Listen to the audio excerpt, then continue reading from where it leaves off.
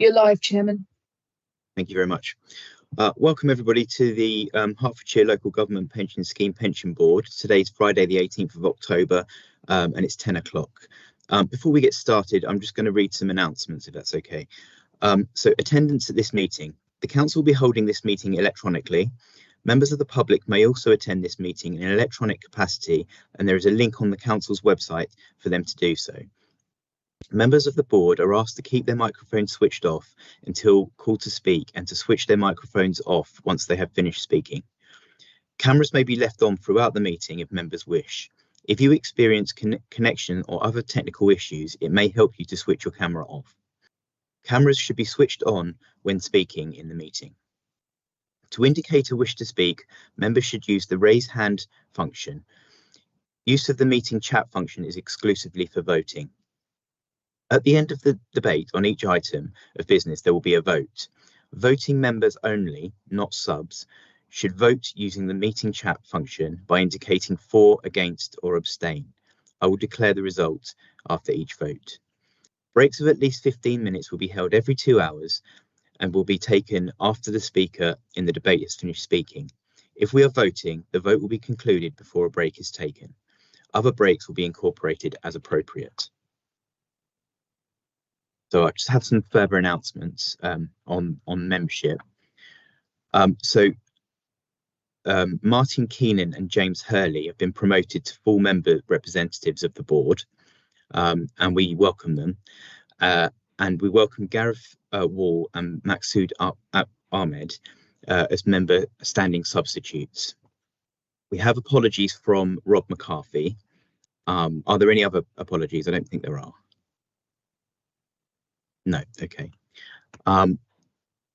So could I ask that when you speak on an item, if you're speaking for the first time, if you could just introduce yourself and explain if you're on the employer or employee side. Thank you. So we move to declarations of interest. Can I ask members to declare any financial or pecuniary interest related to specific matters on the agenda?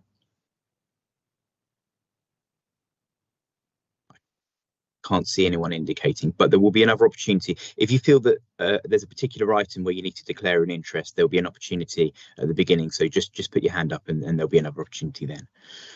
So we're moving on to item one. Item one is the part 1 minutes. And I'd just like to ask the board to confirm the minutes of the meeting held on the 10th of July 2024 as a correct record. And if they could put that in as a chat. Hello, Gail, did you want to make a comment? Yes, thank you, Chair. Okay. Good morning, Gail Johnson here, member representative. I'm a bit concerned about item 2.4, Chair. On the minutes discussion of 2.4 of the minutes. Okay, is it a point of sort of accuracy of the minutes? It is, yes. Okay, would you like to explain what the issue is? There's a reference to legislation to enable outstanding local authority accounts to be qualified. That wouldn't be what we were after. That's in fact the exact opposite of what we would want. It would be completion of the audit of outstanding local authority accounts.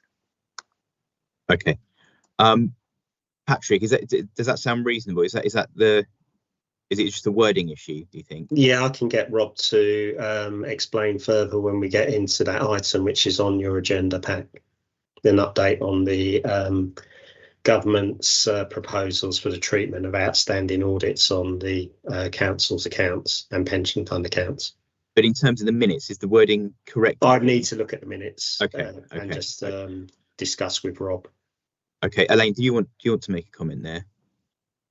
Yes, thank you, Chairman. Just to say, depending on what Patrick and or Rob advise outside this meeting, those minutes will be corrected and they'll be signed off with the correction, and I'll inform members as to what the correction, would be, how it would be worded. Okay, so is that okay, Gail? So based on the fact that that's going to be reviewed, yes. Other than that, are there any other issues? No, thank you. Okay, thank you for that.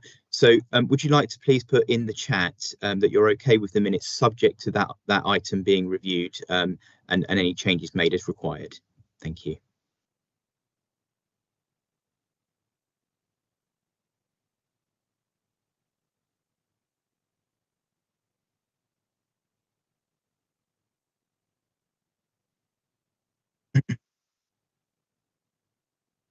That's agreed, Chairman. Thank you very much. Okay, so we're going to move to item 2 now, which is a sort of a bit of procedure, really. This is the election of vice chairman of the local government scheme pension board. So I'm going to call the board to nominate a member representative vice chairman for the coming 2 years. If that doesn't happen, then obviously there's a bit of procedure that I'm going to explain to people after that. So are there any nominations for vice chair at this time?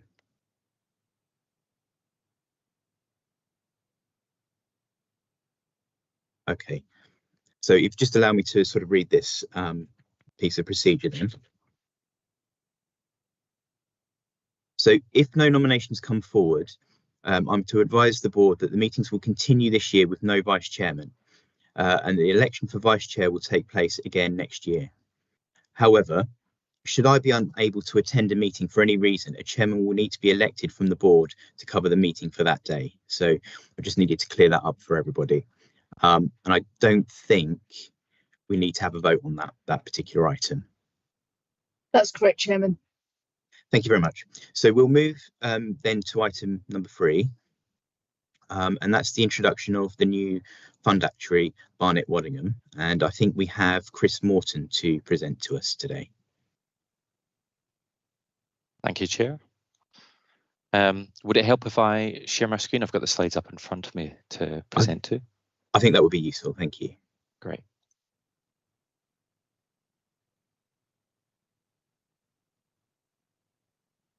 I'm conscious this is live streamed as well, so hopefully all you're seeing just now is a title that says Introduction to your new fund actuary. Great. That's great. So many thanks for inviting me today. So Barry Mackay, your dedicated partner and fund actuary, sends his apologies, but I'm delighted to be here on behalf of Barnett Waddingham. So my name is Chris Morton. I'm part of the leadership team in Barnett Waddingham's public sector consulting team. Quick history, which I know some of you will know already. So Barry worked at Hymers Robertson for over 20 years and was actually the fund actuary to Hertfordshire Pension Fund for about 11 years during that time.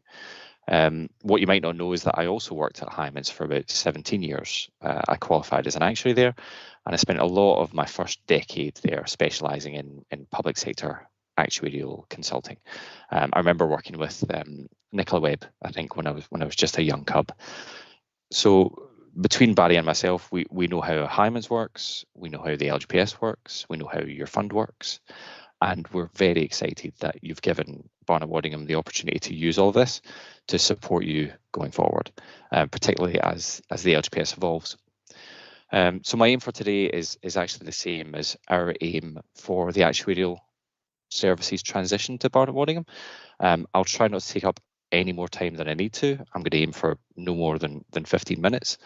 I'll try and cause minimum disruption to today's business as usual, but I'm going to hopefully use my experience and Barnett Waddingham's pragmatic approaches to add value where I can.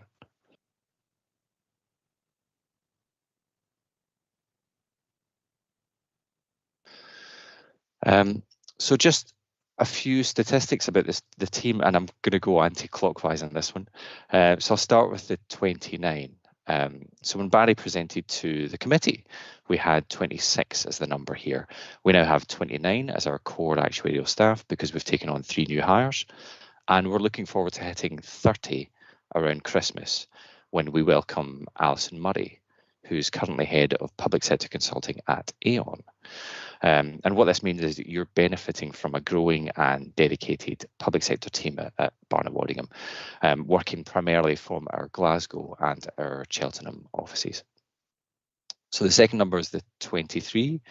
We are fund actuary to around a quarter of the English and Welsh LGPS funds. We know that we're second in the actuarial market in the LGPS, and we don't support the most LGPS funds, but we like to think that that means we can devote the right care and attention to each and every fund that we work with. The next 2 numbers are the 100% and the 150. So the team that you'll be working with are 100% focused on LGPS, and have over 150 years of combined experience, including the decades of governance and political expertise that Jeff Houston brings. If you experience a challenge, chances are we'll have seen it before, or we'll be working through it already with another fund or with the Scheme Advisory Board. And finally, the last number, the 300, it's not just our core dedicated team that you can lean on. Barnett Waddingham can offer much wider support to yourselves, your employers. We've got experts in investments, particularly sustainable investments. We've got longevity experts. We've got a boutique communications team. We've got board management experts who specialise in effective governance. We've got a lot of varied experts across the team. So speaking personally, I think Barnett Waddingham's a really great firm, and everyone works really hard to support each other and support our clients as well. So just concentrating on our approach for your fund, we believe we've got the right approach for the Hertfordshire Pension Fund. And I'm going to go traditional left to right now. We're a fully independent partnership. We're owned by the partners, so it's your needs that drive our services. It's not the needs of a corporate owner. We're invested in public sector consulting for the long term. We're growing our team. We're investing in our in-house LGPS specific systems. So we're well placed to react to any changes that come to investment markets or to the structure of the LGPS. Our valuation approach in the middle, it strips out unnecessary complexity, and it provides stable contribution rates in a very easy to understand way. And I'll explain a bit more about this in a minute. The fourth one, the next generation, we're acutely aware of the skills and experience gaps in LGPS administration at the moment, and we're passionate about helping to fix this. So we've been working with the LGA for a number of years now on an apprenticeship programme that's tailored to local government. And we really want this to be a success and a benefit to LGPS funds. And that's LGPS funds, whether they're our clients or not. And finally, different stakeholders. We don't just work with local fund officers, committee and boards, but we also want to make sure that everybody feels supported and engaged in the LGPS, including employers, and this being October, their auditors as well as the members of the LGPS funds. So I won't talk any more about these, but I hope that we'll actually demonstrate these to you over the coming months and years.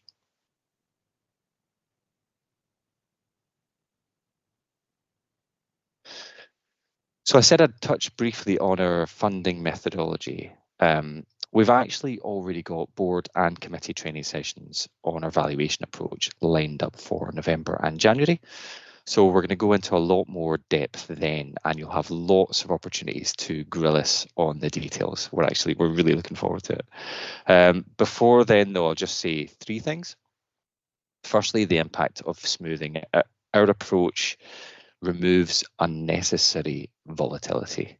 So our 6-month smoothing of market conditions, which is built into everything we do, from valuing assets to valuing liabilities, means you won't see funding levels varying wildly over really short time periods. The second thing that this provides is consistent, stable, predictable results. We find that there are no surprises with our funding approach, and it's something that LGPS funds and employers value and that they need. Our smoothed funding levels also correspond directly with our stable recommended contributions. There's no disconnect between funding levels and what employers end up paying. And finally, our approach isn't a one-size-fits-all approach. We'll tailor it to your fund.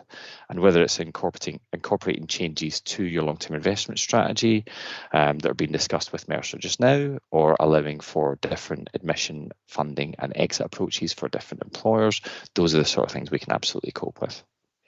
And all of these mean that we will produce 2 key goals for yourselves. Number one, stable, affordable contributions. But number 2, an appropriate level of prudence to guard against adverse future market events. So the next 2 pages cover our valuation innovations and timetable, and I want to get to the end a bit more quickly, so I'll quickly cover these. Again, both of these will be covered in more detail in the training sessions in November and in January. In the meantime, though, we believe that our history of bringing innovations to LGPS funding has really helped LGPS funds to avoid a number of challenges. Our smoothing approach provides stable results in a way that's easy to communicate to employers, particularly when it comes to negotiations around contributions or negotiations around exit payments. Our Prudence Plus approach to cessation valuations has been particularly powerful in producing predictable exit positions over the last couple of years, when the cessation valuation approaches of others has required more complex actuarial engineering to provide the same stability. And our approach of pooling of different risks, whether it's funding risks, ill health benefits, or death benefits, or all three, has also provided employers with a simpler experience of participating in funds, and again, more predictability.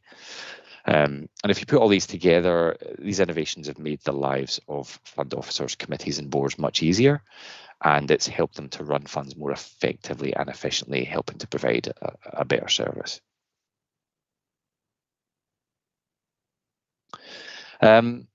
So this is the valuation timetable for the 2025 valuation at a really high level. I imagine a lot of you will have seen a valuation timetable before. It is very busy, but the key thing for us is that it's not very intimidating. And we'll work hard to make sure that's exactly the same for you, for your committee, for your fund officers, and for LPPA. My first valuation was back in 2001. I think Barry's was in the 90s at some point. I think his first in the LGPS was in 2005. But basically, we've been doing valuations for decades. And the rest of your dedicated team have also been through a number of LGPS valuations as well. They know the right actions to take at the right times. The team will also be able to do this efficiently because they'll be supporting your fund on the day-to-day work at the same time as performing the valuation. So Barnett Waddingham have always done this, and we find that it works really well. There's no missed communications between two different silos, two different specialist teams. It's the same people using detailed knowledge of your fund to get to answers more quickly. And just to wrap up on this, so the top line shows the actions for the 2024, and it basically this just highlights the amount of preparation we've already done, that we are doing, and that we'll continue to do over the next few months in advance of the valuation date, which will include training that I mentioned and lots of planning and member and data analysis. The middle line demonstrates the amount of work that will take place in 2025, and that's the bulk of it. But our preparations mean that these should be ticked off efficiently and predictably, and we'll aim to get most of the results agreed in 2025. And what that should mean is that 2026 should be a lot lighter. And actually, that should hopefully allow the fund to use the valuation as a tool to achieve more strategic goals, such as reviewing strategies and policies and things like that. So again, the key thing for this slide is busy, but hopefully not intimidating. So what's happening now? So I'll cover this quickly. First, we're really grateful for the time and the support that Patrick, Rob, Taryn, Alison, and the rest of the team have actually given us already over the summer. The big tick you can see there is actually it's for them. We've used these last months to better understand how they work, and now we're hopefully repaying the favour by helping them get used to our systems and our approaches. We definitely hope we've hit the ground running. We've already received longevity data that will allow us to analyse the deaths and life expectancies in the fund over the last 5 years, which we'll use to set longevity assumptions for the valuation. We know that online training is a key need for your fund, so we've already given you all access to Enlighten, which is our version of Lola, which we continue to refine and develop each year. I know this was discussed in particular in the July pension board meeting, and hopefully you'll have had the chance to use it already and see what it looks like. And the bottom 3 points here, we're actually working with others to develop new frameworks that will help benefit the fund as well. So first, we're working with your fund officers to develop a pragmatic approach to integrating covenant monitoring in funding valuation and risk management decisions. The second point at the bottom is around we're working with the Scheme Advisory Board on new guidance for funding strategy statements. And then the third bullet point at the bottom here is we're working with GAD and GAD's the Government Actuarial Department, Government Actuaries Department, and the other actuarial firms to finalise principles for climate analysis for the 2025 valuations. And we know this provoked a lot of debate in 2022, so we'll keep you informed as much as we can.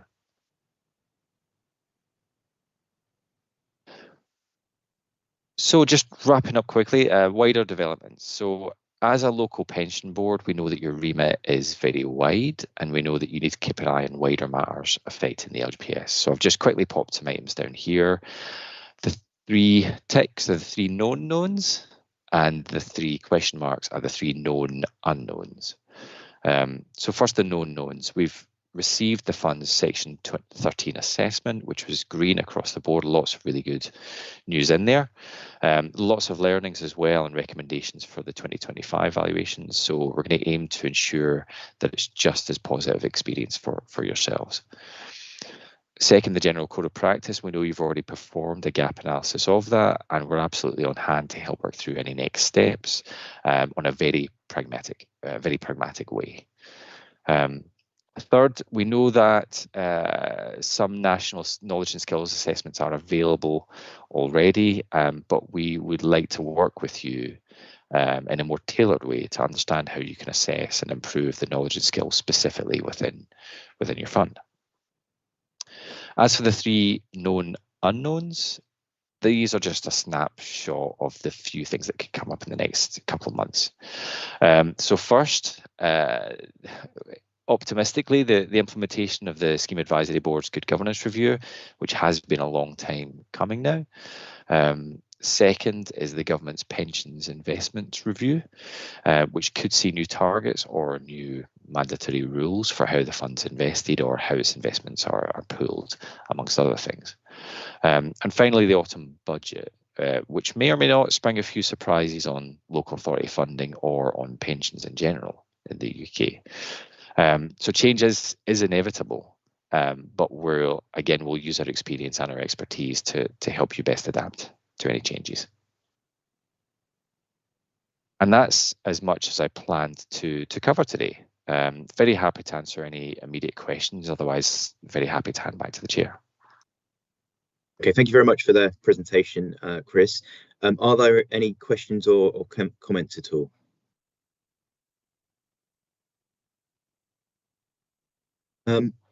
Sharon.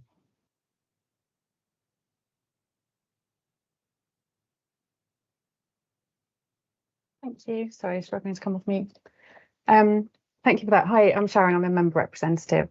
There are 2 aspects I was interested in hearing more about. The first one's on the employer covenant monitoring and the assessment for when we come to valuation points, but you've mentioned that that's being developed. So maybe that's one for a later meeting or the training you mentioned. The second point, though, is about your valuation approach that you've mentioned. I wondered if you have any expectation yet as to what change employers might see to their contribution levels due to any difference in approach that you'll be taking. Thanks, Sharon. So 2 questions. I'll quickly deal with the first one. I think absolutely. I think you're correct that the covenant assessment framework and how that integrates with the valuation is something we're looking at over the next few months. We know that might develop quite quickly when it comes to reactions to, for example, the budget. We know that a lot of tier 3 employers are a focus for funds at the moment and what their environment looks like, and there might be more support or more guarantees coming for certain tier 3 employers in the next few months. So again, a lot of that is a sort of wait and see. But we know that your fund already has a very robust set of policies around covenant and a framework in terms of how it's monitored on a regular basis, and it's integrating our work with that as much as possible and understanding what you as a fund would like to get out of the integration of covenant with the valuation and any areas that you'd like to specifically focus on. So moving on to number 2, I think I've said this word a couple of times, so apologies if I'm repeating myself, but as much as possible, stability is what we're looking for. Our aim in the valuation is going to be to try and provide as much stability in contribution rates as we can with regards to the rates that employers are currently paying and predictability as well. So we're going to be producing an interim valuation update as at March 2024 to assess what the funding level was at that point in advance of 2025 to see roughly what the funding levels look like, and we'll be monitoring the funding levels going forward and what impact they may have on overall fund contributions. But I think the main focus will be, as much as possible, stability of contribution rates. Thank you. Thank you very much. Jolyon. Thanks, Chair. Hi, Chris. I'm Jolyon. I'm an employer rep for the Schools and Academies pool. You could probably do a very long answer to this question, but I'd suggest just give us a real kind of snapshot, almost 30 seconds. I know you said there's training coming up on the valuation approach, so I won't stray too much into that. I'm just wondering, how would you characterise significant differences, if there are any, between Barnett, Waddingham and the Hyman's outgoing actuarial services we've had? Is there anything, a big kind of they do A, we do B, there's a difference of approach, or is it quite more subtle than that? So I appreciate you could talk about that a lot. So just a kind of snapshot of, is there any real kind of tentpole stuff you say, this is quite different, this is how we do something? Yeah, so again, I think what I'll probably do is, rather than talk about what Hyman's do, I'll probably just focus on what we do, if that's okay. I think that'll keep me right with my compliance department. So the approach that we take, and I'll go back to the slide that hopefully covers this. So the key thing for us is the approach that we take. So number one is that we use a smoothed approach. So we look not at one date and time, but we look at a period 3 months before that date and 3 months after that date to see what's happened in the markets. And we use that to smooth out any day-to-day volatility. And what that means is you get a much more predictable and smoother funding level, and you get much more predictable and smoother contribution rates as well. The second that we don't believe that Hyman's take that approach. The second aspect is that integration. So when we present you with a funding level, and then we start discussing contribution rates, do you need a secondary contribution rate? That secondary contribution rate is 100% tied with the funding level, and it's very easy to see the correlation between the two. Whereas we know a lot of other advisors, they'll present a funding level and then say, well, that's a snapshot in time, but actually when it comes to setting contributions, we'll use a completely different approach. And that's not the approach we take. We make sure that those two are in lockstep, so that at any one point in time, employers get that visibility.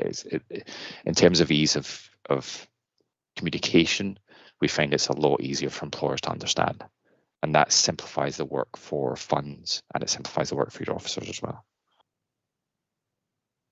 Okay. And there's a lot more nuances around setting of assumptions for longevity, for example, setting the base table, setting the future improvements, those sort of things. But I think, we can go into more detail. We'll get into that later. Okay. Yeah. Thanks. Was that useful? Was that useful explanation? Yeah.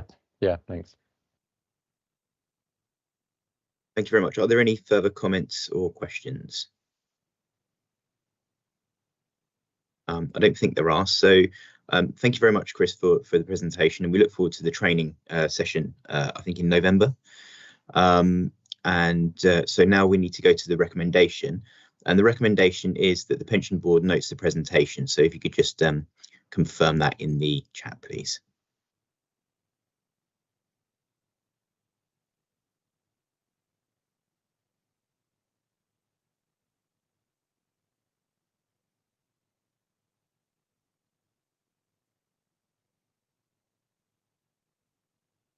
That's agreed, Chairman. Okay, thank you very much. So we move to the next item, which is item 4, pension fund statement of accounts and audit, and that's Rob Winterton, I think. Yeah, thank you, Chair. I'm Robert Winterton. I'm the finance manager for the fund, Hertfordshire Pension Fund. So this is just a sort of brief update on where we are on the 22-23 and the 2023-24 accounts. Officers are still waiting for the 22-23 accounts to be signed off by Ernst & Young. Everything has been provided to them apart from the going concern statement, which we can only complete when we know the likely date for the accounts to be signed off, as the working paper is for a period of 12 months from when the fund's financial statements are authorised for issue. Since this report's been written, we have actually had communication with EY, and there were a few areas of discussion and some follow-up testing on some queries and also some missing data. These areas are currently being looked at, and we are providing information to EY as and when we get it.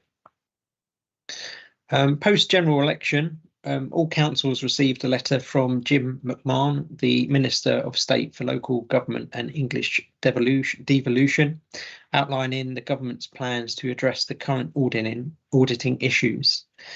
In summary, it proposed to give councils a backstop date for accounts to be signed off or disclaimed.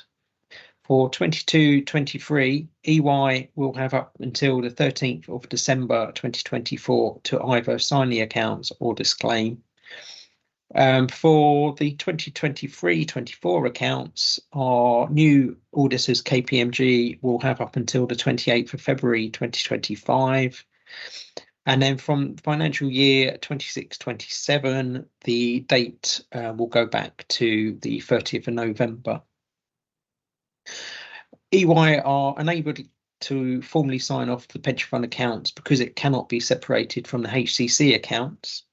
It was discussed at Audit Committee on the 22nd of May 2024 that it was likely that the 22-23 accounts would be disclaimed along with many others in the country. Our corporate finance colleagues stated that EY have just recently contacted all of their clients to explain what they'll be doing to issue a disclaimed opinion. It is anticipated that they will be doing some residual audit work during November, as they have just asked for details of key contacts and for when their availability will be. They've also stated that HEC will be getting a disclaimed qualified accounts, which we believe is happening to all EY clients. Hertfordshire County Council published the draft 23-24 statement of accounts on its website on the 20th of June 2024, which included the pension fund draft statement of accounts. KPMG will be reporting on their findings of the audit in accordance with ISA 260 in due course. This is unlikely to be until Pensions Committee on the 22nd of November and then Audit Committee on the 29th of November. So far, the pension fund audit is progressing well. The KPMG engagement partner, Tim Cutler, believes the ISA 260 should be enough for districts and other auditors to be okay with the pension entries in their accounts. The overall position of the accounts show that the net assets of the fund have increased from 5.74 billion on the 31st of March 2023 to 6.25 billion on the 31st of March 2024. That's all I was going to say on the report, but happy to take any questions. Thank you, Rob. Are there any questions or comments? Gail, please. Thanks, Chair. Actually, what Rob's just said about the 22-23 accounts, I think, is relevant to the point I raised about the minutes. So could I just clarify then, if a disclaimed opinion is given on the 22-23 accounts, does that mean the accounts are qualified? That's a good question. I don't actually know the sort of legislative information around what the 2 points mean, but in essence, in essence, it is like a qualified opinion because they are not signing it off as a true and fair value. They're signing it off based on what they think is good enough for that period of time. So yeah, it's a difficult one, but I will follow that up for you, Gail, and I can give an update either in the minutes or in the next meeting. I think that is relevant to the point I raised on the minutes. To be aiming to have your accounts qualified is not what we would be expecting to do. Yeah, I think, and that was the point I was raising about the minutes. I didn't think that was accurate. Yeah, no, that's sorry. correct, I don't want to labour this point any further. Yeah, no, I totally agree. I think in the minutes we should have put disclaimed. I think that's what I did say in the minutes, but I'll go back and follow that up and give a update on the difference between qualified and disclaimed. Yeah, thank you very much. Yeah, thanks, Rob. I think that would be really appreciated for all of us, actually, if you could sort of send that out to the whole board, just to clarify those points, what the differences are, and what it means for us sort of going forward. That'd be really useful. Thank you very much. Thank you, Gail. James. Good morning, James Hurley, member rep. Just a point which I picked up on the training session. There was a reference to transfers out to other schemes of 22.5 million. That's on the fund accounts, note 4. I just wonder, it would be helpful perhaps at a future point to get some information on the trends of the makeup, volume, number of people who are transferring out. Are they active, deferred, is it at the point of retirement? Just so that we can understand, is there a particular type of trend which is occurring, and what type of information we're providing to members. Okay, yeah, we can follow that up. We should have that data. I know that was also picked up by one of the councillors in that training session. So yeah, we are looking into that, and again, I can send an email to everyone in the board just to give a sort of analysis of what is happening there. Thank you. Thank you. And sorry, I didn't realise there were 2 people with the name James, so I should have called James Kidd first. So James, if you can come and ask your question, that'd be great. Thank you. Yes, no worries. Yeah, James Kidd. I'm an employer representative for Hertfordshire Constabulary. So following on from Gail's point around the disclosure and qualification and such. So whilst the government have outlined for everyone in the country where there will be disclosures, that won't be detrimental to you, or you won't be looked at less favourably because it's not due to the fund's fault in this case. Can you see any impact from a kind of market perspective? Obviously with the pension fund being heavy investors, is there any potential impact of having disclosed or qualified accounts in that respect? From my point of view, I don't think so. I can't see it being an issue because it is basically everyone in the country is pretty much going to have a disclaimed opinion. I don't know if in a future item, if when Sandy Dixon comes in to talk about investment performance, he might be able to mention that then, rather than making him come in now. If that's okay. Yeah, lovely. Thank you very much. Thank you very much. Are there any further questions or comments?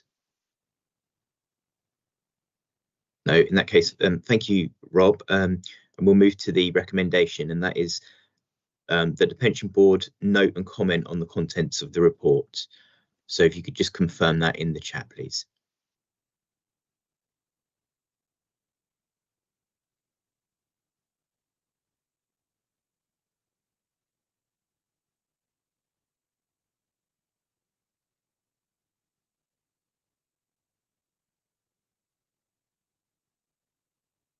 That's agreed. Thank you.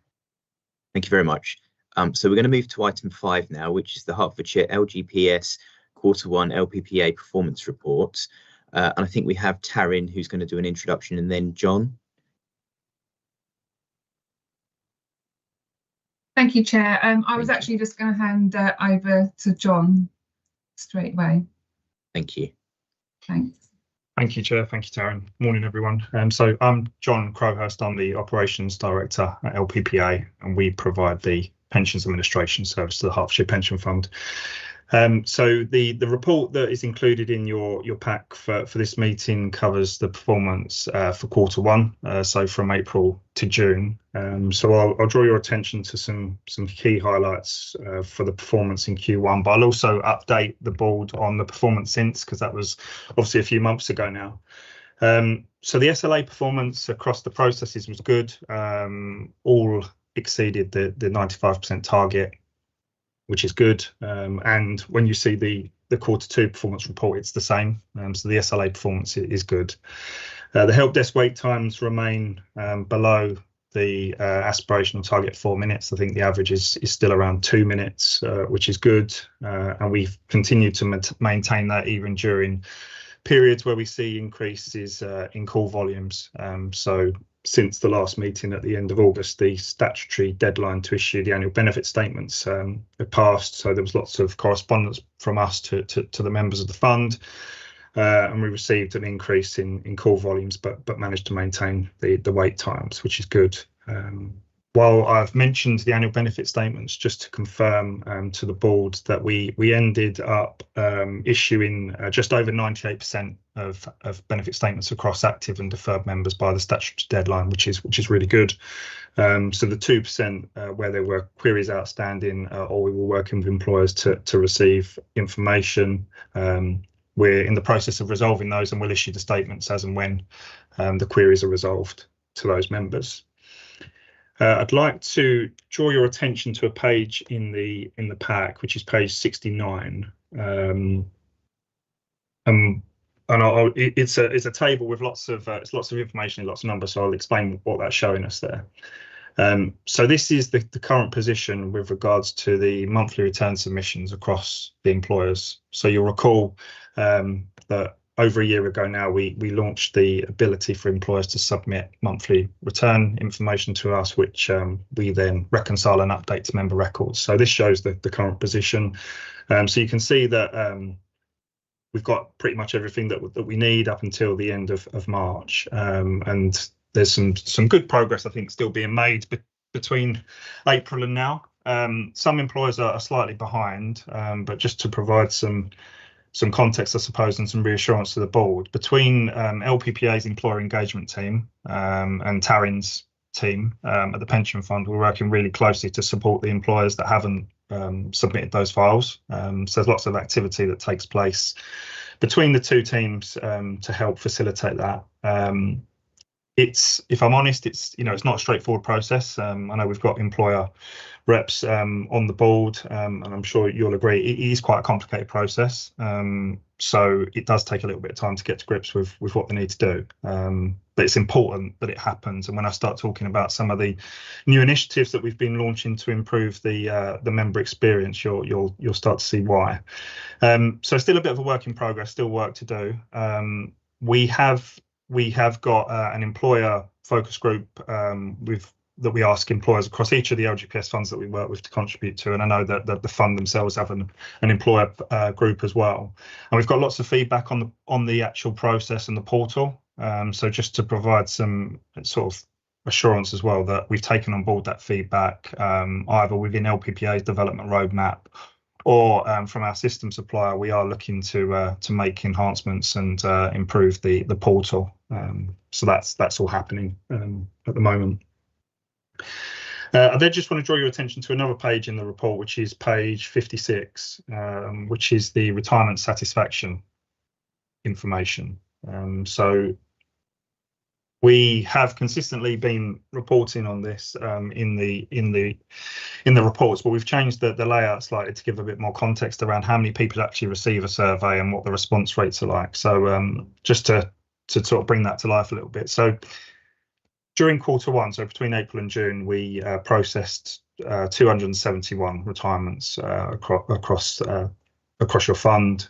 We issued 170 surveys to members that retired. So that survey is an online survey.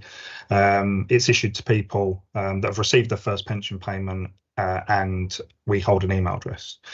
We get relatively low response rates, if I'm honest. I think the average across the funds that we work with is about a 22% response rate. And what you can see in Q1 is that of those that did respond, about 55% were satisfied and 34% dissatisfied, and the remainder are neutral.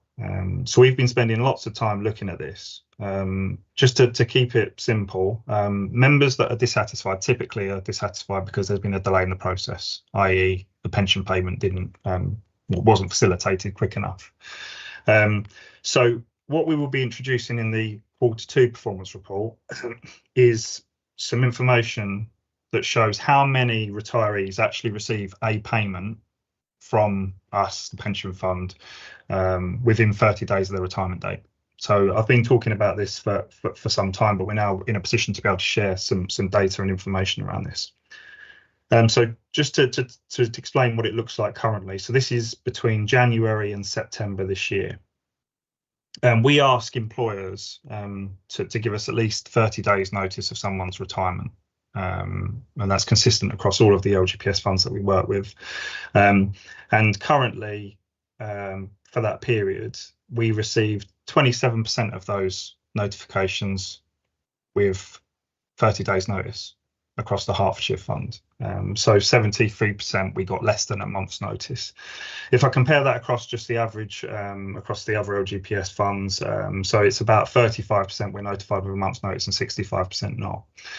So what we see is for the 27% where we were given a month's notice, about 75% of those retirees receive a payment within 30 days. And for those that we were notified late, it's only 5%. So there's a direct correlation between the timeliness of the notification and our ability to make the payments.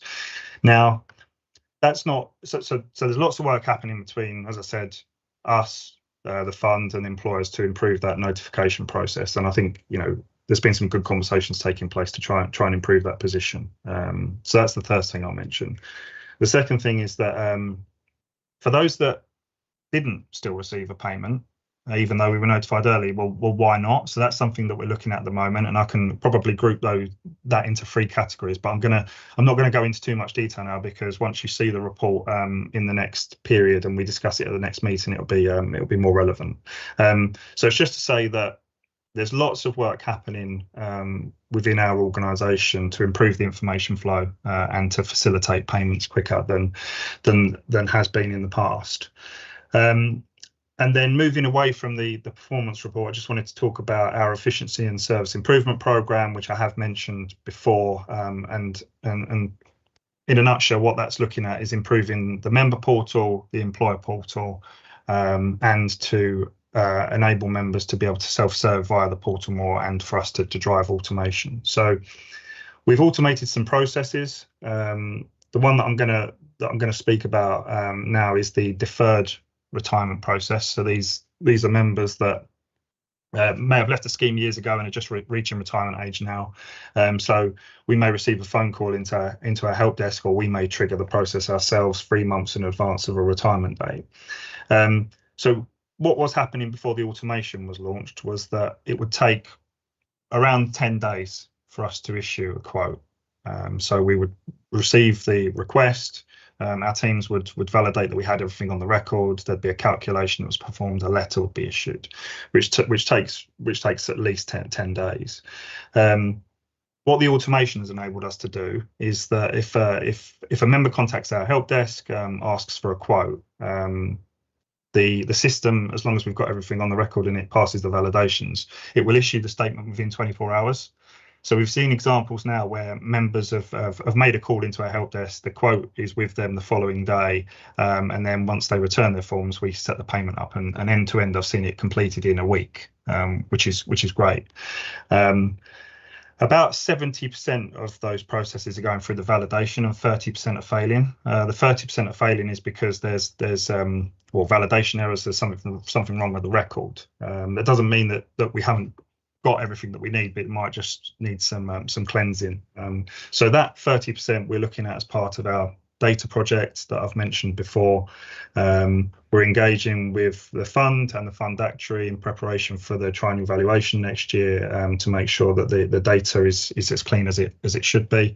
So we're looking at that. But what we're starting to see now is that some of the automation that we're launching is going to significantly improve the timeliness of our processes. And we're not doing this in a silo. We are speaking to other large defined benefit schemes across the country that have already done this, to learn from them around what went well, what didn't go so well, what do members actually want from the process. And small numbers at the moment, so I'll caveat this slightly, but the satisfaction that we've received for members who have been through the automated process is 100% satisfied, but it's a very small sample size. But so far so good. So I'll pause there, Chair, and I'm happy to take any questions from the board. Thank you for that, John. I've got a question myself, actually, and that's the last couple of reports that you've come here with have been improved, I think. As you sort of scan the horizon, are there any sort of risks or things coming up that we should be aware of at the moment? So spikes in work is a risk. So at the moment, as I've mentioned, some employers are not up to date with their monthly return submissions. So if we see large volumes of data being sent through to us, which creates spikes in work across some of the processes, then that will be something that we need to resource plan and manage appropriately. But there is a risk there that we see a significant spike in work that might mean some of the SLAs fall below the 95%. But I'm hoping that, obviously, we're trying to forecast and anticipate when some of this stuff's going to happen, because we're engaging with the larger payroll providers to work to basically agree when the files are going to start to be sent across to us to try and plan for that. But that is a risk, Chair. Thank you very much. Are there any sort of questions or comments from the board? James Hurley, please. Thank you. On the scheme specific data on page 64, there's within the table a reference to annual allowance failure of or foul of 7,225. I just wondered if you could provide some comments on that, in terms of, is that an increasing issue of concern? Is it concentrated on some employers? Is it something that you need to be focusing on to address? Yeah, thank you, James. So it isn't anything to worry about. It's a timing thing. Probably should have put some context in the report, so apologies for that. But the system's expecting certain information to be in certain fields when we run the scheme specific data scores, and at that point in time we hadn't uploaded everything for the bulk processes. So what you'll see in the next report is that's improved, and there'll be some left, which is just a legacy housekeeping piece of work that will be picked up as part of the data project. So it's a timing thing and not anything to be concerned about. Okay, thank you. Thank you. Gail, please. Thank you very much. Just a quick point, John, just following on from the risk point. We used to get a risk and compliance appendix, but that seems to have got itself split into complaints being included as an appendix, and the balance of that report going into Taryn's report. The balance of that report was appeals under the internal dispute resolution procedure and breaches of data and code of practice, and I wondered why that had, been hived off, not included in the main report. Yes, no, thank you, Gail. So we've been having conversations, actually, Taryn and I, and one wider team to reintroduce the risk and compliance report back in one place that's produced from LPPA, and then obviously from the funds perspective, the cover report can add the lens from the funds perspective. So we decided to make a change to the format of the risk and compliance information, and you're not the only person that's given us that feedback. So I think where we'll end up, Gail, is for Q2 we'll reintroduce it and it'll all be back in one place and easier to follow. Yeah, thanks very much. Thank you. Are there any further questions or comments? In that case, thank you, John. And the recommendation is that the pension board notes and comments on the content of these appendices. So if you could just confirm in the chat, please.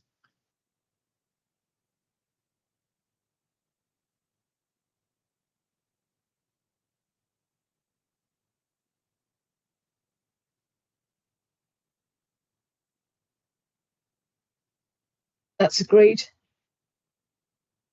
Thank you very much. In that case, we'll move to item 6 now, which is the employer risk and governance. Taryn. Thank you, Chair.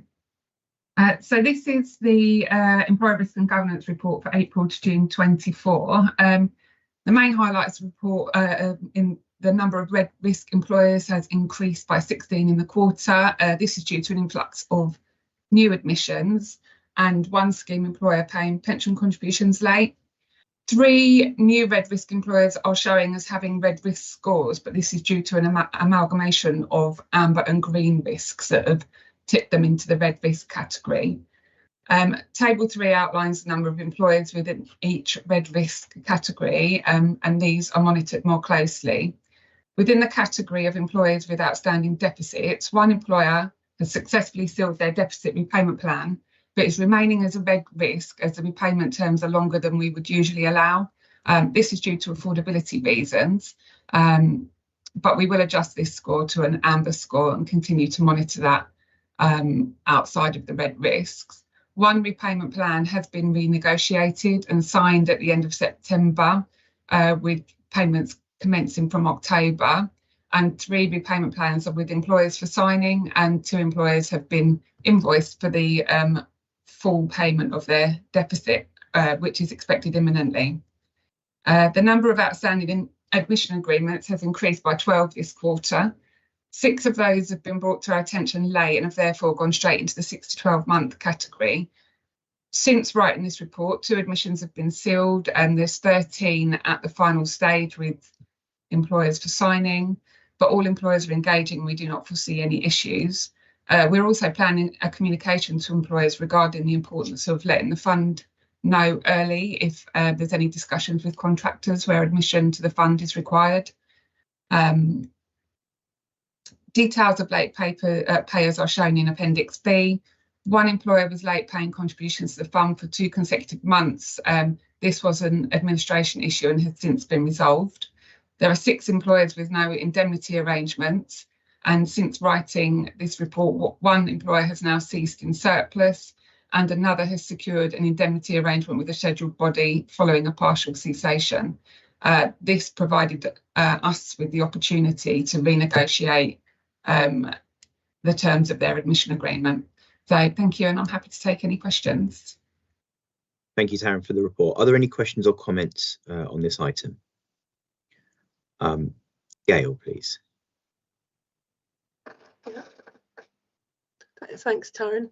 I'm just going to your table 3, which runs over pages 62 to 63 of the pack. That's the employers in the red category. There's some tasks in there where it says that the actuary is involved in resolving the issues, and those tasks have been around for quite some time. I was just wondering whether the outgoing actuary is going to be able to be persuaded to move those tasks along.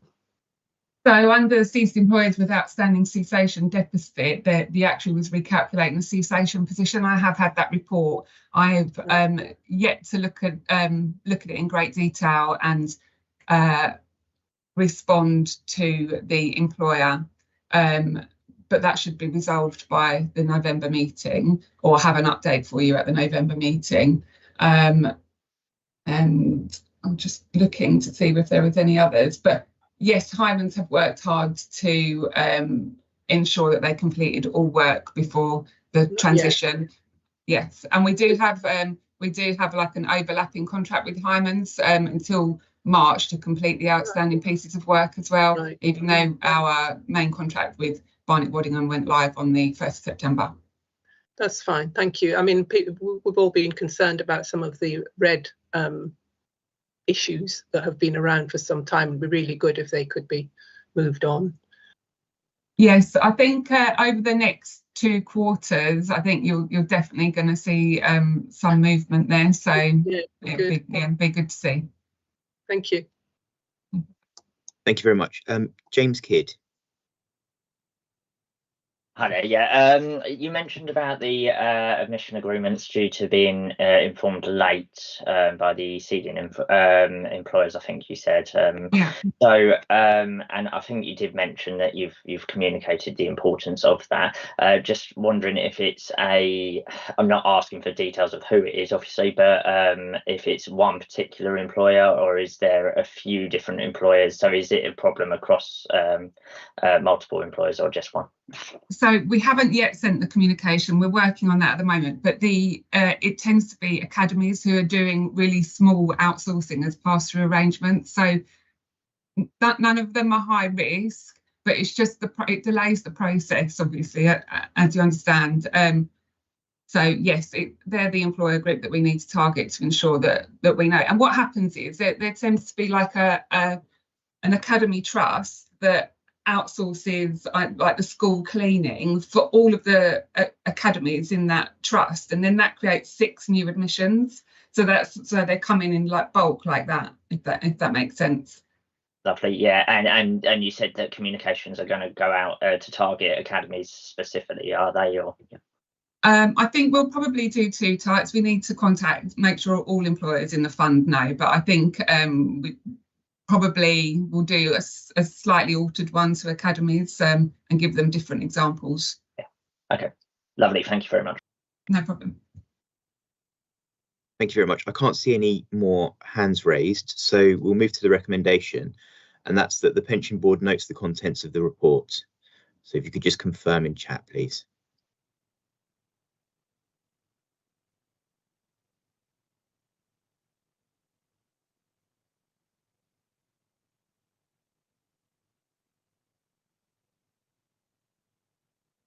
I agree, Chairman.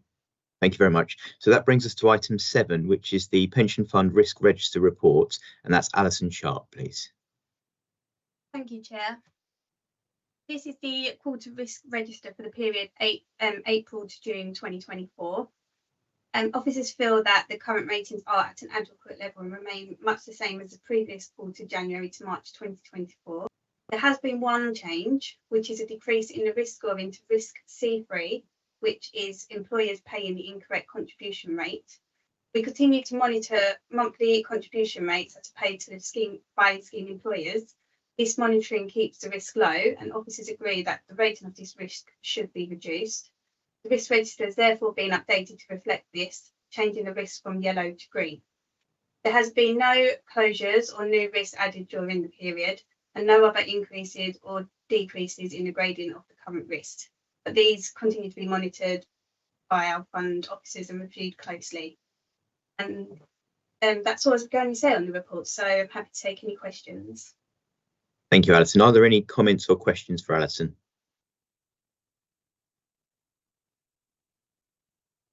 I don't think there are. Okay, thank you very much, Alison, for the report, and we'll come to the recommendation. So the recommendation is that for the pension board to note and comment on the contents of the report and the risk register at Appendix A. If you could confirm in the chat, please.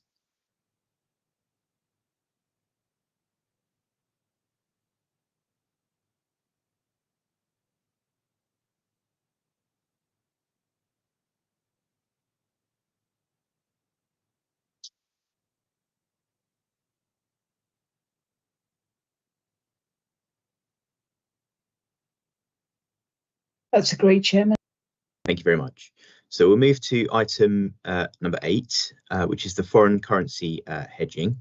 And I think that is Patrick Towie who's going to introduce, and then Sandy Dickinson. Yes, thank you, Chairman. Thank you. I will introduce the reports and then hand over to Sandy to build out on my covering report in the and his appendix. So members of the board attended a training session on currency hedging in late July, and this report builds on that training session and discusses various aspects of currency hedging. It sets it gave an overview of the fund's total currency hedging exposure, and also it highlighted a particular issue we have with one of our property managers, CBRE, who have got a significant overseas currency exposure because of the way they invest in property for us. And at the moment, what we do with CBRE is we give them capital of about 70 million, and they hold this for currency hedging that overseas exposure. It's not ideal that they do this. It's not their area of expertise. So we've been having discussions in the background with our risk manager, Insight, as to whether they could take this on for CBRE. Insight manage our equity protection strategy at the moment, and as a risk manager they can also do currency hedging. The benefit of moving this to Insight is it would release that 70 million capital that CBRE currently hold, and they would be able to invest that in property. The fees for moving this across to Insight and Insight doing the currency hedging would be about £100,000 a year. But the benefit would be to the fund is that CBRE, doing some calculations, estimate that they would generate 2.3 million a year from doing the investing that 70 million capital into property.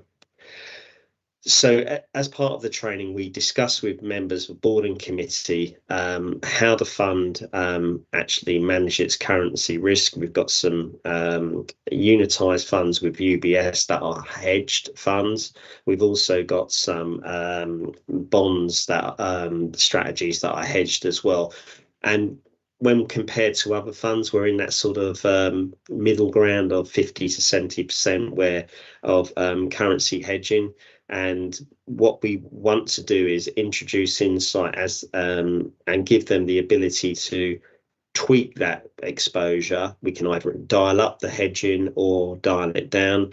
Insight have got collateral through the equity protection strategy they manage for us, so they'll be able to deploy that capital to manage the currency hedging, and we believe that this is quite a good solution for the fund. So in the interim basis, what we want to do is ask Insight to take on that CBRE risk, and also to look at some other parts of the portfolio where we want to introduce currency hedging, and that would be around our new investments in Osmosis, and look at some of the other areas of the portfolio that are currently currency hedged at the moment. That's all I was going to say as a part of an introduction, and hand over to Sandy to go into a bit more detail as to the plumbing that we're going to put in for the FX hedging. Yeah, thanks, Patrick. Thank you, Chair. So, yeah, first of all, just to reiterate what Patrick said, so thank you very much for members for attending the FX session, training session we had a few months ago now. Hopefully it was useful for everyone. And just so taking a step back and just to remind everyone, obviously the fund invests across the globe in order to sort of maximise the opportunity set and achieve those long-term returns, which is obviously a key part of the quasi-trustee fiduciary responsibility that the committee has. When we invest overseas, though, it does introduce volatility, i.e. there is sort of a risk that is introduced in the assets that you own compared to your liabilities, which are all sterling based. I think we've all been, hopefully, a lot of us have been abroad and appreciate that, when you go to America, go to Europe, currency do fluctuate, and you suddenly find you go on holiday and things cost a lot more than you're expecting. So that's sort of the risk that you have when you invest overseas. Now, just to reassure everyone, it's in the deck. Obviously, the fund already hedges a portion of its overseas currency exposure in order to manage this risk and reduce it. And as Pat sort of mentioned, if you look at the growth portfolio in totality, looking at both your sterling denominated assets, but also your overseas assets that are hedged back to sterling, it's about 65% hedged, which is around that sort of typical hedge ratio that we recommend, which is between 50 to 75%. That's sort of like the rough sweet spot to reducing that sort of volatility through currency hedging.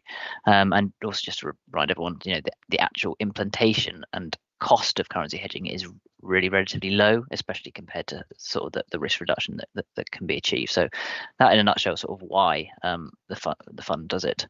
The current approach, it's working, so you're achieving that, so you are managing that risk. But as Patrick mentioned, it's potentially not the most efficient way of doing so. One of the key things that sort of triggered this review, as Patrick mentioned, is the CBRE property mandate. You have overseas property holdings managed by CBRE. Now, CBRE are an excellent property manager, but I think they'd be the first to admit they're not a specialist when it comes to managing currency risk. And as Patrick mentioned, because obviously property is illiquid, they have to hold a fair amount of collateral in cash in order to sort of provide collateral for their FX hedging. At the minute, that's around 75 million. So this is fairly inefficient. Now, the reason over the last few years we've been comfortable with that is actually cash has been earning quite high amounts. If you think about where interest rates are over the last couple of years at 5%, that's not so much a drag. Obviously, looking forward with inflation now falling, interest rates starting to fall, actually redeploying that cash elsewhere into property over the long term would expect to achieve longer better or risk adjusted returns. Patrick's already mentioned this, but obviously we have Insight already, who are sort of the risk manager for the fund. They've got the equity protection. They already have collateral in the form of both index-linked gilts, but also some cash as well. So they're perfectly situated to be able to take on the FX mandate and are a specialist in this field, whereas CBRE is not. So there are a number of proposals that committee agreed to at committee. The first and the priority was obviously making sure that this hedging the CBRE mandate, which frees the cash to be invested in property, was done. But what it also does, as Patrick mentioned, it puts the plumbing in place to allow committee to decide what an appropriate level of currency hedging is. At the minute, with the where the hedging is on the listed equity side, is these are pooled funds predominantly, or the passive pooled funds with the UBS are currency hedged. The active equities, which we have through Access, are all unhedged.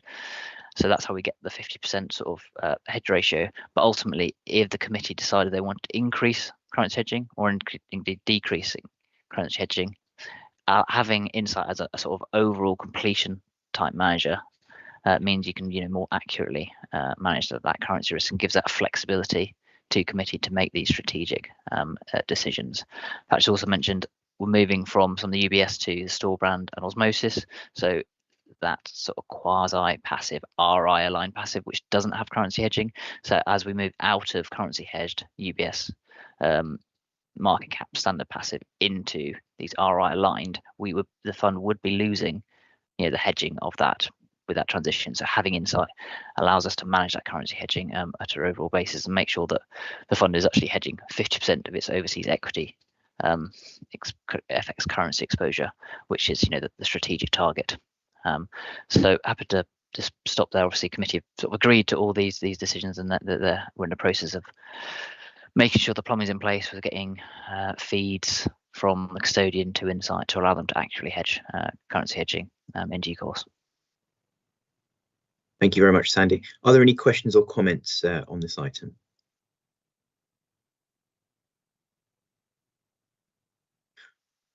I can't see any, so I think we'll move to the recommendation. Now, the recommendations are quite long for this item, but I'm going to read them all out for completeness. So if you just bear with me for a while. So the recommendation is that the Pension Board reviews the content of this report and notes the following recommendations that were agreed by Pensions Committee on the 26th of September 2024. Expand the risk management mandate with Insight to allow Insight to implement currency hedging positions. Delegate the transfer of the current currency hedging arrangements with CBRE to Insight and the investment of the cash collateral with CBRE into the fund's investment strategy as deemed appropriate. Delegate the expansion and ongoing operational management of the currency hedging with Insight to approximately maintain the fund's current level of overseas currency exposure in an efficient manner. Pensions Committee to receive report on the currency hedging position as part of the quarterly risk management report produced by Mercer, and committee to reconsider the level of currency hedging as part of the 2025 investment strategy review. Thank you for your patience with that. So if you could just confirm that you note those recommendations in the chat. Thank you.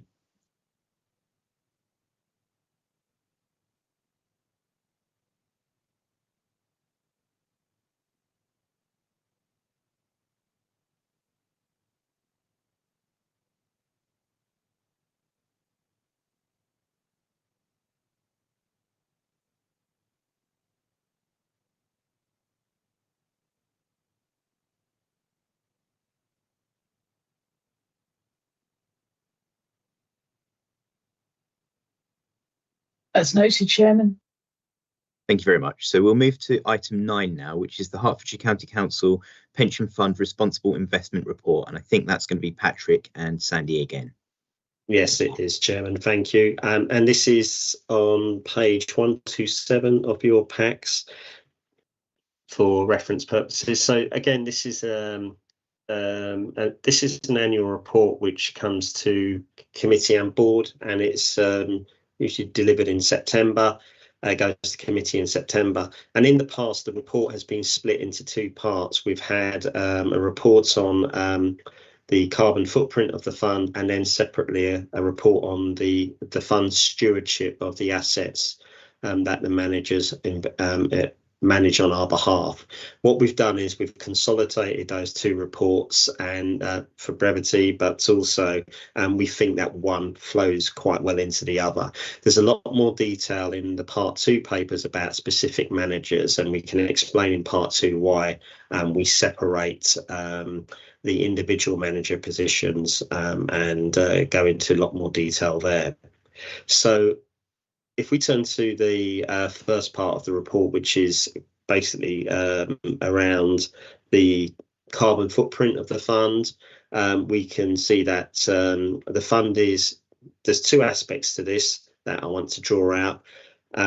The fund is behind that agreed transition plan. So in section 2 of the report, we talk about the responsible investment work plan. And as part of that work plan, we agreed a number of targets.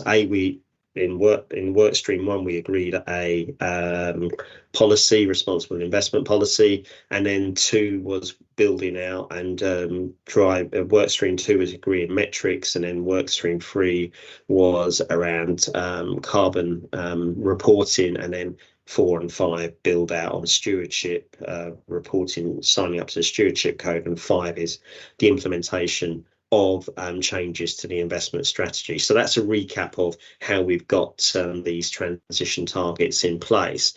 So the carbon footprint element of the report highlights that the fund is behind that agreed transition path line, but when compared to the index, the fund is below the index when we look at the carbon footprint compared to the general index.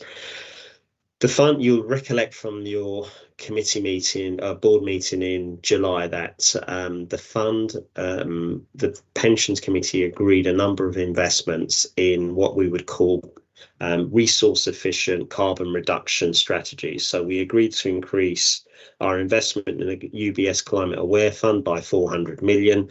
We agreed to invest 100 million in what is called a resource efficient strategy with a company called Osmosis, and we also agreed to make an investment of 100 million in a Norwegian investment manager called Storebrand, which again is a strategy that reduces carbon, has a carbon reduction strategy.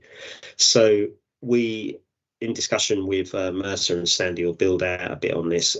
Those decisions should bring us back into on track with that transition target. As part of our investment strategy review next year, what we'll look at is probably introducing more transition targets. So the transition target we've got in place at the moment is to be carbon neutral by 2050.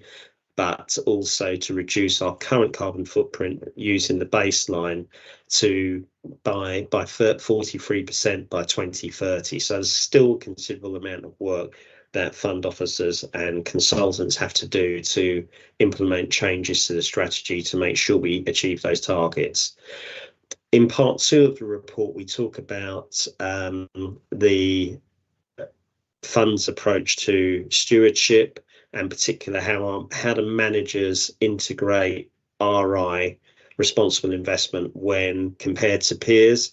So you'll see Mercer's analysis, assessment of our fund's investment managers when compared to peers.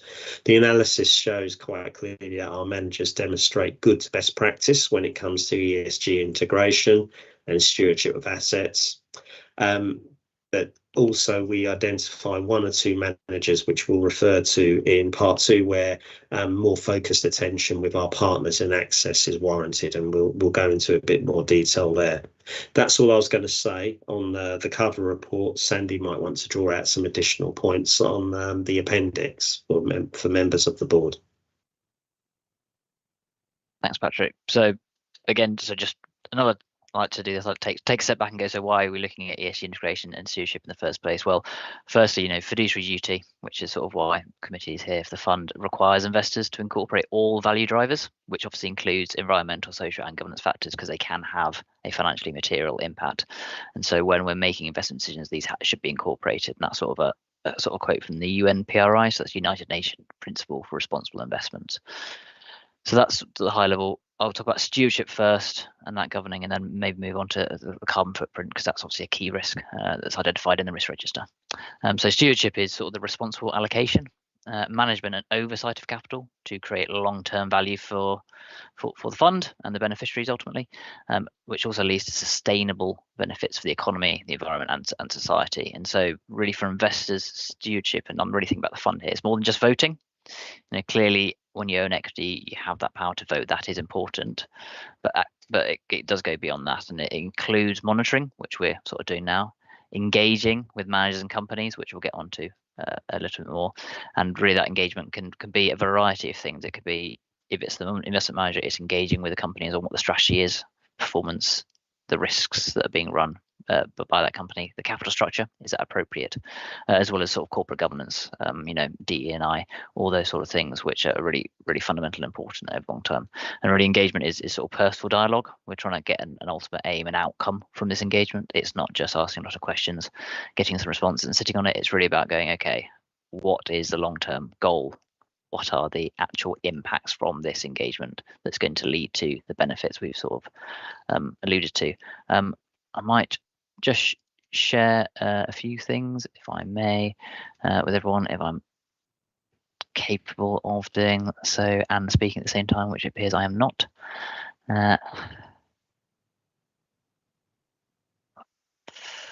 So this is in the public meeting pack, so hopefully everyone can see that, and I can zoom in it if required. So this is our sort of high level summary of everything. So we have our Mercer sort of ratings on the ESG integration for all the individual managers. In the public section, we haven't given the actual ratings because we can't share them, but obviously you can see the colours indicate that most are doing pretty well. Then in terms of vote execution, vote disclosure, engagement, so the votes really just for the equities where you have a vote. Clearly all the grey bits, these are bonds, you don't have voting rights as a debt holder, it's only the equity holders. And then engagement, where you can engage really if you are a debt holder. If the CFO is looking to raise money to do some sort of capital expenditure as a company, you as a debt owner can engage at that point and go, well, look, if you're going to be financing this is what we need, sort of thing. So there is engagement in bonds, which I think perhaps historically people really focus more on equities. But I mean, overall, very high level summary, as we'd expect from this, ESG is integrated very well by all the investment managers. Voting has been done very well. Engagement in the whole is pretty strong. We've always included these UK Stewardship Code and PRI. So PRI, so that's the United Nations Principle of Responsible Investment. So this is, an ongoing thing. All of the managers are signatures to the UNPRI, which is positive. Stewardship Code, the majority of managers do produce a stewardship report. So that's submitted to the FRC, so the Financial Reporting Council in the UK. So you can go and see all their stewardship activity there. That's all publicly available on an annual basis. And again, really the focus is on outcomes rather than just engagement. It's actually going, okay, what are you looking to achieve and has an outcome been achieved? A couple that aren't, in the private equity space here, and some that aren't UK managers. So obviously we'll continue to speak with them to see if they can submit to it. I think all would say they act in the spirit of the code without actually formally submitting a response. The last one, which is a new one we've added in, is the IIGCC. Are they a member of the IIGCC? So the IIGCC is the Institutional Investors Group on Climate Change. So as it suggests, it's about investors, institutional investors coming together, recognizing that climate change is a systemic risk and trying to engage, understanding, what can we do to that. And the majority of managers are members of this organisation, which is positive. Clearly, there are a couple that aren't, and that, along with a couple of other things we'll touch on in the private section, is sort of why we're suggesting targeting engagement with those managers in particular. But in terms of step back, high level, is ESG being integrated? Are your managers acting on your best behalf and actually being stewards of these assets? I would say yes. Overall, you sort of are. The next section we'll talk about is sort of the net zero approach. And the reason why we kind of really do zoom on this is climate change is a systemic risk. We know that it's a large financial material risk for the fund, and indeed it's has its own line in the risk register stating that. So hence why we go into a little bit more detail in that regard. So this sort of circle is very much our approach at Mercer, and what we're really focused on is actually real world impacts. So if I sort of go around the circle, the first is the sort of front loaded portfolio decarbonisation. So this is very much looking at ongoing emissions. So that's how much your companies that you own are emitting in terms of greenhouse gases on an annual basis, and trying to manage the transition risk that climate change poses. So that is if there's a rapid sort of repricing of carbon that causes financial material impacts on them. So managing that transition risk by ensuring that our investments are slightly more efficient in their use of greenhouse gas emissions than the rest. So that's what we do there. As Patrick's already mentioned, the listed equity portfolio is materially more efficient than the wider market at 20 or 26% more efficient than MSCI or Countries World. So compared to the market, the fund is is more efficient in its use of greenhouse gas emissions, and so therefore it would have a lower transition risk compared to the market as a whole. The reason why this isn't green, it's slightly orange, is actually the fund obviously set its baseline, set its own targets, and we are slightly behind that. We're sort of making progress towards the 2030 decarbonisation target, but we are behind that, so hence why it's not all green. The next one, so that's very much almost backward looking, managing that transition risk. The next one is more opportunities. If we're going to move from a high dependency on fossil fuels and carbon to a low dependency, that's going to involve a large transition, and actually there's lots of opportunities to invest to support that. And so at the minute, the fund has got some increased exposure to climate solutions, which is positive. Patrick sort of mentioned how we'd like to evolve some of the targets, and these are very much supplementary targets. Ultimately, we want to decarbonise and achieve net zero by 2050 or sooner. But in order to do that, the global economy is going to have to invest in renewables, in climate solutions, in order to allow the economy to decarbonise. And so that presents an opportunity as a long-term investor to increase our sort of exposure to that, to help support that economy. It also has that sort of risk mitigation piece, because if the world doesn't reduce its reliance on greenhouse gases and carbon and fossil fuels, then ultimately long-term warming will be higher, which is obviously presents higher risks. So there's that opportunity, but also that longer-term risk management. So that's that second piece. So again, we've got it green because we haven't really got any targets yet, but I think that the fund is moving in the right direction, but there's more work to be done there. And the last one is at the top is making sure that all companies are sort of aligning to this low carbon world.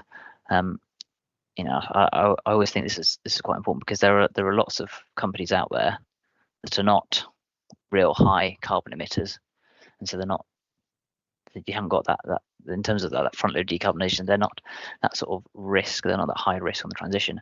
But equally, they're never going to be these climate solution leaders who be part of the problem. They're part of the solution, but they're not going to be driving it. So I think of sort of Sainsbury's, Tesco's. They're not high carbon emitters. They're not overly exposed to transition risk.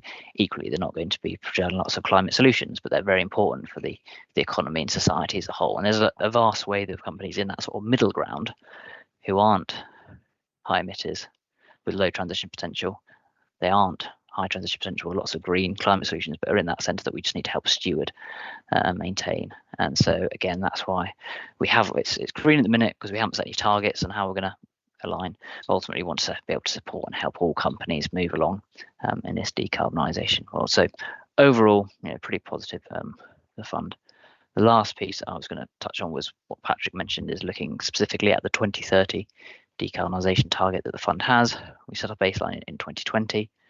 As you can see, greenhouse gas, carbon footprint emissions have bobbled about a little bit, but ultimately, based on the strategic asset allocation decisions that committee made, moving out of the market cap passive with the UBS into the more climate aware UBS fund, into the osmosis and also Storebrand, as well as allowing for other bits of the alliance to Robeco to make sure we're capturing all the strategic asset allocation decisions. We do see that we're pretty much in line with that decarbonisation pathway to achieve that 2030 target.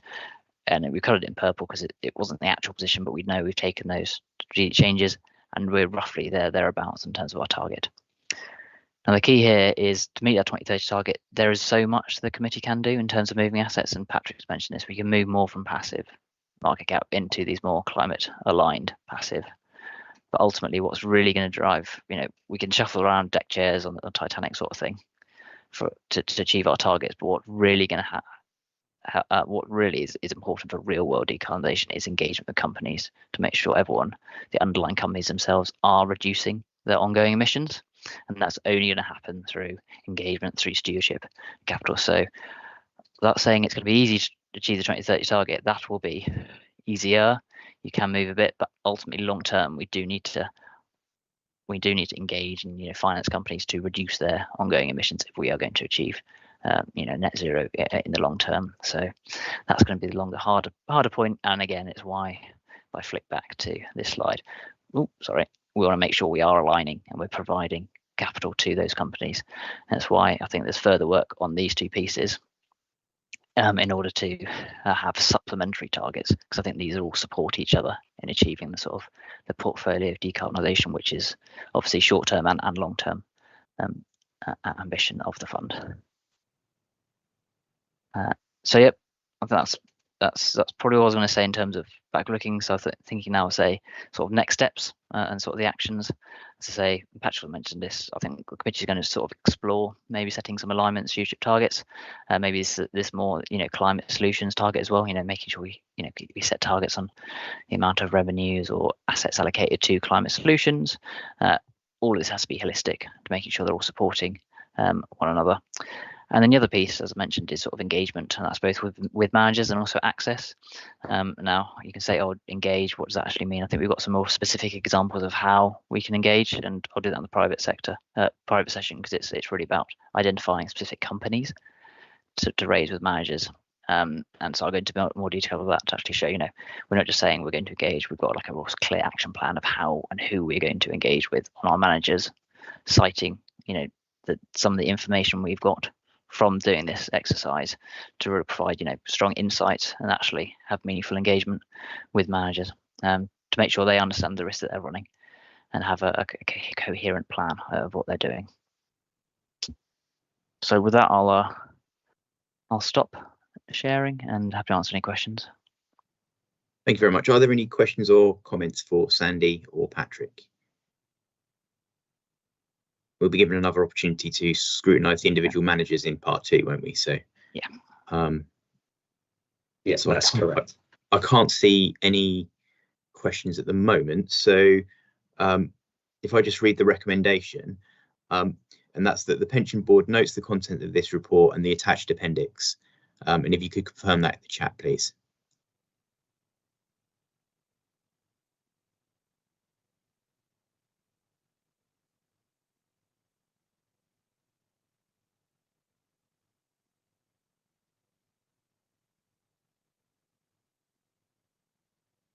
That's agreed, Chairman. Thank you very much. So we'll move to item 10, and that's pension fund funding update and investment performance report as at the 30th of June 2024. And I think that's Patrick. Hi, Chair. I'm just going to do a brief introduction before handing over to Sandy. Okay. Thank you. So before I pass over to Sandy to talk through the investment performance, I just wanted to point out that this is the last funding update from our previous Actuary Hymans, and we will receive new updates from Barnett Waddingham going forward. Chris from Barnett Waddingham mentioned earlier that their funding approach does differ, and they've recently reconciled the 31st of March 2022 valuation results using the data provided by the LPPA. The next steps for Barnett Waddingham will be to understand and communicate the impact of any differences in their approach from Hymans on the funding levels after the 31st of March 2022. Once they've done this, Barnett Waddingham can share this with the board, and the board will also be getting training over the next coming months, and we can include estimated funding updates in those sessions. So I'm not sure if anyone has any questions on that before I hand over to Sandy.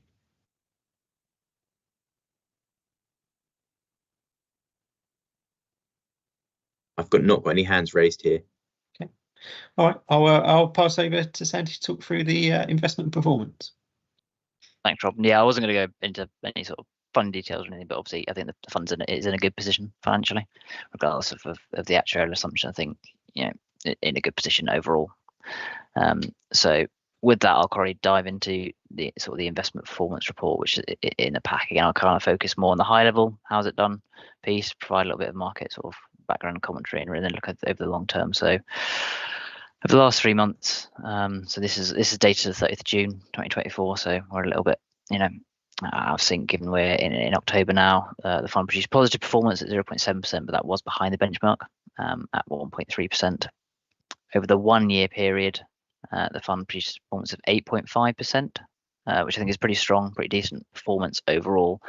But that was behind the benchmark of 9.7% over the period to 30th of June 2024. I mean, that is slightly disappointing. I mean, there's a mixture and variety of reasons for that underperformance. One was sort of the active managers, sort of in general, underperformed. Now within equity markets, we saw very narrow leadership in terms of equity returns. And what I mean by that, and you've probably seen it potentially in the press, is the Magnificent Seven. So the likes of Google, Nvidia, Apple, and the like. So 7 big US tech stocks with sort of connections to AI, so artificial intelligence, have really produced sort of 80-90% of equity returns in the US, which is obviously a large part of the world market, over the last sort of 18 months. So that raw narrow leadership has kind of meant, in terms of the active managers, you might have, if you had an overexposure to those stocks, probably outperformed. If you didn't, that's a really big headwind. And so, you know, managers have struggled over that period to outperform. One thing I would say is actually next quarter, so when you look at 30th June to 30th September, those headwinds have turned into a bit of tailwinds. So I think I'll be expecting managers to have added value, and I think there'll be harsher questions if they haven't in that scenario than in the sort of the last year. But overall, 8.5% as a total return is very strong. 3 years, I think this is what we had to be honest with ourselves. This is slightly disappointing in terms of absolute numbers. So 0.9% per annum over 3 years. I think we'd probably be expecting a little bit more than that. Again, there are some rationale for that. If we look at what's happened, you know, we're going from 30th of June 2021 to 30th of June 2024. That's a 3 year period. We're looking at that. If we cast our mind back to sort of 2021, there's still sort of the lockdowns and ramifications from COVID, although they were starting to dissipate at that time. So that was probably a challenge. But then 2022, which is one of the worst sort of years for investing, as a result of the invasion of Ukraine by Russia, you saw that inflation spike. You saw the rapid increase in central bank base rates, going from pretty much near zero up to sort of 5%. That really did cause both equities to struggle. So equities underperformed in that year. They have subsequently bounced back, but also, you know, the bond assets, the fixed income assets that we have as a diversified portfolio really struggled. So that's that sort of diversification, which over the long term we expect different return drivers to add value, protect at different times. Ultimately, over this 3 year period, probably did detract some value in that regard over that 3 year. So that's disappointing over that 3 year. But even though the 3 years is disappointing, if we look at the 5 year and the 10 year, which is a long term fund, I think is probably important for us to consider. The 5 year number at 4.4% per annum, that is in excess of sort of the discount rates. I'm not going to put Chris on the spot to say what the discount rate would be now, but if I look at the previous valuations, your sort of discount rate was 3.8% in 2022 and 3.4% in 2019. So at 4.4% over 5 years, which also incorporates that. Yeah, so that's difficult period for the last 3 years. That 4.4% is in excess of the discount rate. So it's one of the reasons why you're seeing an improvement in the funding position over those last 5 years. And if you're looking further out, the last 10 years at 6.6% per annum. I think that's strong returns over the long term over the last 10 years, which again contributes to the good funding position the fund is in. And indeed, over the 5 year and the 10 year, there's strong outperformance against the benchmark. So 5 year, the fund produced 4.4% per annum against a benchmark at 2.8% per annum. So strong outperformance there. And similarly in the 10 year, 1.2% per annum outperformance. So shorter term, we've been struggling a little bit underperformance. Actually, if we think about over the long term, the fund assets have delivered, and active managers has added value as well. Have to answer any questions on markets, get the crystal ball out, where we go from here. Any questions on individual managers, I'm happy to try and cover in public, potentially in private if it's views.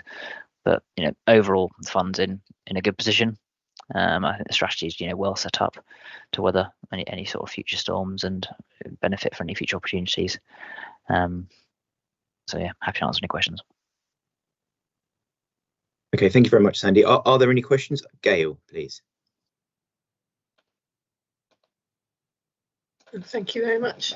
This is just for a matter of interest, really. You mentioned that everyone's in favour of the tech stocks at the moment, like Google and so forth. Mm-hmm. And I wondered how they're viewed in terms of the decarbonisation potential, because you tend to think of their products as being nothing, they're in the ether, but they are burning huge amounts of fuel. We all need electricity to use their products. And I just wondered if they are seen as dangerous in terms of the amount of carbon that they produce or otherwise. Yep, that's a good question. So yeah, over the last sort of 18 months, yeah, those tech stocks have been really the darlings of the investment world and have really produced really stellar returns. And if you owned, Nvidia's numbers, it would have been very impressive in terms of they've actually been growing revenue as well. So they have been supporting and justifying their sort of increases. But in terms of your question is very much on ESG and RI point, which I think it is well made. These tech companies are very aware. If you actually look at carbon footprinting numbers, simply because they are very profitable tech companies, they do tend to be more capital light compared to if you think of the real heavy emitters of ongoing emissions. It's the likes of concrete, steel, utilities. That's where a lot of when your revenue is actually fairly small, you're not hugely profitable, but actually your emissions output is quite high. Tech actually have quite low emissions, relative to their sort of revenue. So they're not sort of in terms of their efficiency, they're not inefficient. But your point of they're just so large, the ones you have really large companies, they are going to be, quite high emitters. What you've seen, and it's really more about their data centers requiring very large amounts of energy. Obviously with AI, that it needs even more power. What a lot of the companies, they've been actually basically financing sort of renewable next to where their data centers are, and then almost going, right, Brookfield, an example, you build a lot of wind farms and solar powers. We will contract with you for 20 years for you to power our data center if you go and build that renewable. So they are investing quite a lot of renewables to manage that. But there's certainly, and this is something that Osmosis, which one of your managers will be starting to do, is obviously the water usage. So you need to cool down these data centers. So it is actually, when we think about this, it's more than just the energy. It's actually about their resource usage. As we know water, some parts of the world there's lots of water, others there's a lot less. That could obviously be changing with climate change as well. Water, so it's very important. I think they're very aware of these sort of issues and they're trying to mitigate them. But I think as investors, we should be constantly challenging these large companies. Are you actually doing everything you can, and not just on emissions, but also on water usage and other resource usage as well, to make sure we ultimately do have a finite planet of resources. We need to make sure everyone's using it as efficiently as possible. Yeah. Interesting. Thank you. Yeah. And apologies, I know. Sorry, James Kidd had a question earlier about auditing and things. I don't know if you wanted to ask that again, James, because I remember you asked it, but I must admit I've forgotten exactly what the question was. Yeah, absolutely. I was asking about the fund accounts and if the fund accounts are qualified, or if there's disclosure on there because of what's going on with the national picture of audit. Is there any impact on the investment market that the fund is within? Can you see any detrimental impact to the fund of having a disclosed set of accounts? From the pension fund, I can't see there be any impact. And thinking about the pensions board and committee's remit is obviously the pension fund. I'm not thinking about council's finances, just thinking about the pension fund. As you say, it's a national picture that you're not alone. There's lots of others like this. Clearly, when you're investing with a company through Access or whatever, those companies and those investment managers will have to do sort of AML, so anti-money laundering, and KYC, know your client checks. And so typically they would be looking at accounts and things in order to satisfy their own sort of their compliance things. But even then, I still think they'd be looking at going, well, I can see you've got all these accounts. I see you've got your internal audit. I know there's issues with the externally auditing of these things. And ultimately, it's just for their compliance. They're comfortable, that this money is come from a reliable source. And as a local government pension scheme, I think they can have quite high assurances of that, even without having to go through the accounts and everything. So long way of saying I can't see it impacting the pension fund. Lovely, thank you. Thank you very much. Are there any other questions or comments for Sandy? Don't think so. Okay, so we'll move to the recommendation, and that is for the pension board to note the funding and investment performance reports.